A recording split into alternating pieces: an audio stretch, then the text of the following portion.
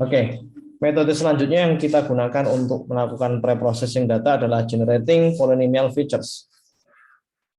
Apabila relasi antara input ya, fitur input dengan output yang kita inginkan itu tidak memiliki relationship yang nonlinear, maka kita perlu melakukan generating untuk polynomial features. Artinya adalah jika kita merasa bahwa fitur-fitur yang kita miliki itu tidak punya relasi yang linear ya.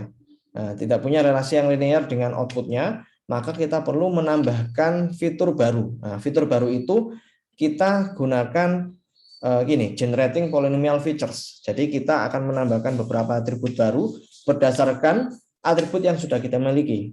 Kita akan menambahkan fitur yang baru berdasarkan fitur yang sudah kita miliki. Dengan ya, fitur yang baru itu akan memiliki relasi juga dengan fitur yang kita miliki sebelumnya.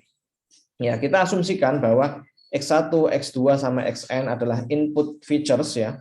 Nah, untuk mengenerate polynomial feature itu ya kita akan ya untuk generating polynomial feature itu adalah proses untuk mentransformasikan tiap individual X ini menjadi bentuk yang lebih higher ya. Jadi nanti kita akan mengenerate X1 kuadrat, XI kuadrat, XI pangkat 3 dan XI pangkat 4 dan seterusnya. Jadi dari fitur yang sudah kita punya sebelumnya, kita akan lakukan generating fitur yang baru. Seperti misalnya kita akan kuadratkan ya. Dari fitur-fitur yang sudah ada itu kita akan generate nilai lagi dengan mengkuadratkan fitur yang sudah kita miliki sebelumnya. Seperti kita kuadratkan dengan angka 2 ya, X1 kuadrat, XI kuadrat, XI pangkat 3 atau XI pangkat 4. Tergantung apa yang nanti kita akan generate ya.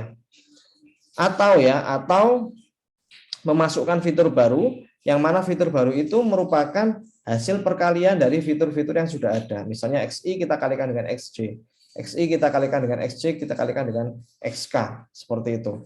Nah, ini memang latar belakangnya adalah ada kemungkinan bahwa fitur-fitur yang kita miliki itu ya memiliki relasi yang non-linear ya, dengan output yang kita inginkan. Ya, jadi memang ada kalanya fitur-fitur yang kita miliki itu tidak punya relasi yang linear dengan outputnya, sehingga kita harus butuh melakukan generating polynomial features ya, agar nanti relasinya itu bisa kita buat menjadi non-linear, karena memang permasalahan real case-nya ya, di problem real world-nya itu relasi antara fitur dengan output itu relasinya adalah non-linear. Nah, kita bisa mengenerate ya fitur yang baru itu menggunakan polynomial features.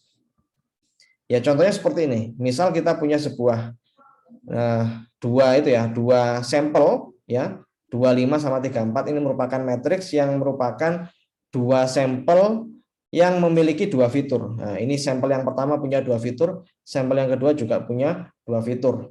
Nah, kita mulai misalnya kita akan mengenerate fitur polinomial menggunakan degree 2, derajat 2. Nah, nanti akan terbentuk fitur baru ya di sini. Yaitu fitur barunya misalnya untuk sampel yang pertama ada 4, 10 sama 25. 4 ini merupakan hasil kuadrat dari nilai fitur yang pertama. Nah, sedangkan 10 ini merupakan hasil perkalian dari fitur pertama dengan fitur kedua, dan 25 ini merupakan hasil kuadrat dari fitur yang kedua. Begitu juga untuk sampel yang kedua. Nah, 9 ini merupakan kuadrat dari fitur yang pertama. Untuk sampel yang kedua, 12 ini merupakan perkalian antara 3 dan 4, dan 16 ini merupakan hasil kuadrat dari fitur kita yang kedua. Nah, ini kita tinggal panggil saja nanti library-nya di Python ya, menggunakan scikit-learn. Kalau kita nanti menggunakan degree of 2, derajatnya 2. Kalau derajatnya 3 gimana? Kita bisa lihat di sini ya. 4, 25, 4, 10 ini sama dengan yang pertama, sampai 25 ini sama.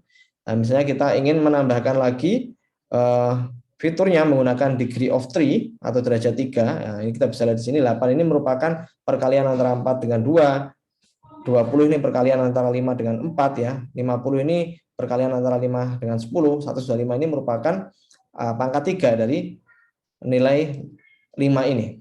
Nah, ini memang sudah ada rumusnya ya. Kalau kita menggunakan degree of 2 atau degree of 3. Ada rumusnya. Nah, di sini memang di slide tidak dijelaskan rumus perhitungannya, tapi ini sudah ada contohnya. Nah, kalau nanti kita punya fitur seperti ini, nah kita bisa generate polynomial features-nya. Nah, kita langsung coba saja di Python.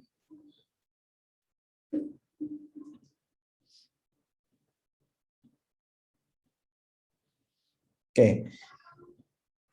Oke, ini untuk generating polynomial features.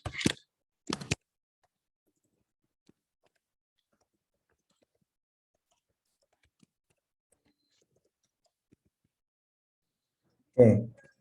Kita import dulu NumPy ya. Import NumPy SNP. Setelah itu kita panggil library dari scikit-learn, sklearn.preprocessing.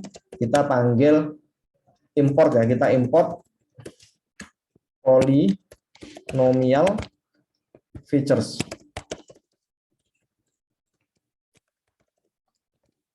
Oke. Selanjutnya, misalnya saya akan membuat variabel ya. Kita samakan saja dengan yang kita bahas di slide tadi. Misalnya saya membuat sebuah variabel array dengan dimensi 2x2 ya, karena kita punya 2 fitur dan 2 sampel. Oke. Nah, misalnya seperti ini. Oke, biar mudah dilihat seperti ini saja. Oke. Kita punya 2,5 dan 3,4 ya. 3,4 seperti ini. Jadi kita punya matriks ya dengan 2 row dan 2 kolom karena kita punya 2 fitur dan 2 sampel. Oke, kita coba print terlebih dahulu ya original features-nya. Nah, kita hitung original features-nya seperti ini. Nah, kita print X-nya.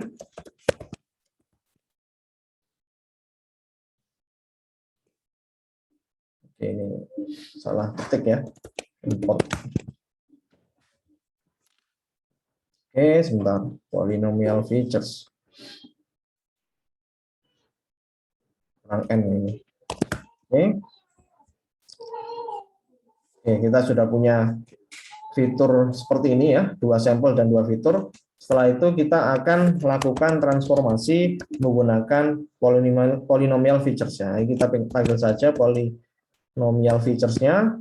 Setelah itu kita tuliskan degree-nya sama dengan 2 untuk parameternya karena kita menggunakan degree of 2.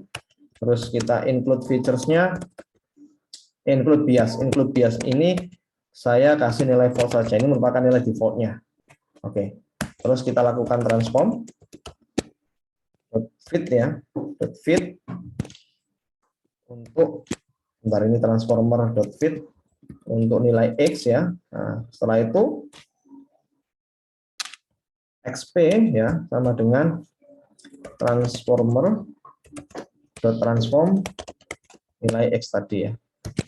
Ini memang seperti ini ya. Jadi 2 baris ini merupakan code yang harus kita tuliskan untuk melakukan preprocessing, entah itu menggunakan standarisasi, menggunakan scaling ya, sampai dengan generating polynomial features masih sama.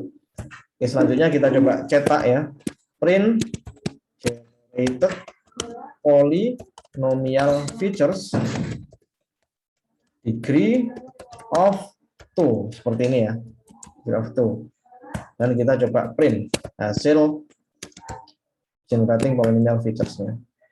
Nah, kita bisa lihat sama ya dengan yang ada di slide tadi. Misalnya kita menggunakan degree of 3 ya.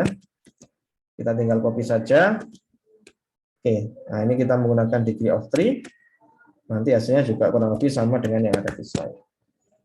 Oke. Oke ya.